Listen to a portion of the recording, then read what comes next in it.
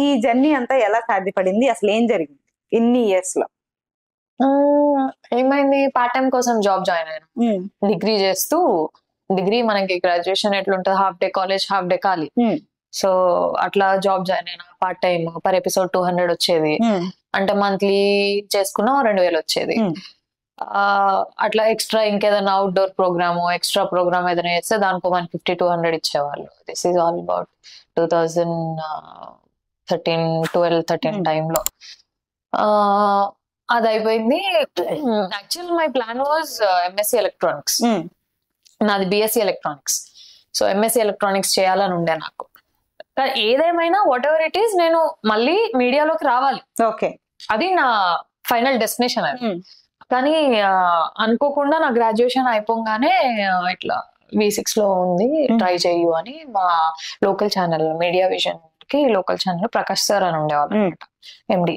ఆయన నుండి ఇట్లా ఉంది, వెళ్ళి ట్రై చేయనంటే అట్లా నేను వచ్చిన V6.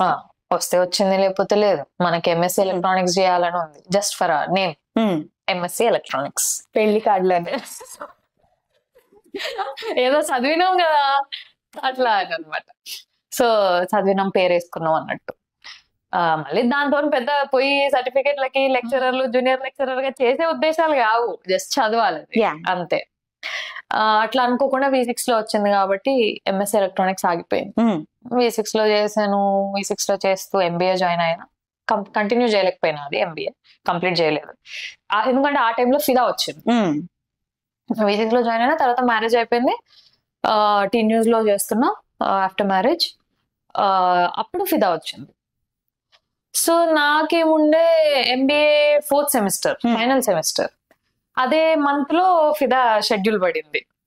సో ఇదా అదా డైలమాలో ఉన్నా. సో మా ఆయన ఒకటే అన్నాడు, నువ్వు ఇప్పుడు ఎంబీఏ కంప్లీట్ చేసి ఆ సర్టిఫికేట్ పట్టుకొని కంపెనీస్ కి, ఇంటర్వ్యూలకి తిరుగుతావా, ఇది కెరియర్ గా తీసుకుంటావా, నీకేది ఇష్టం నువ్వే తేల్చుకో, వాట్ ఎవర్ ఇట్ ఈస్, నేను రెడీ అన్న.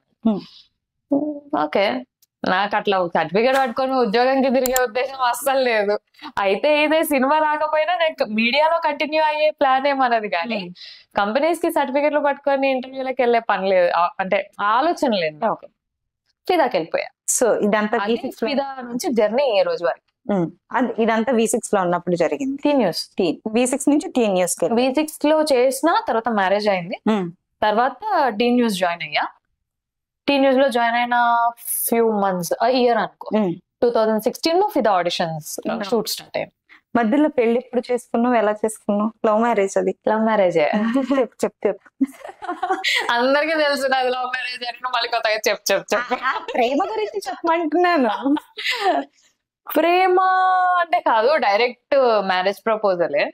అంటే ఇద్దరం కూడా, ఆయన డైరెక్ట్ నన్ను పెళ్లి చేసుకోవాలని ఉంది అని అడిగారు. సరే పెళ్లి చేసుకుంటా అని నేను.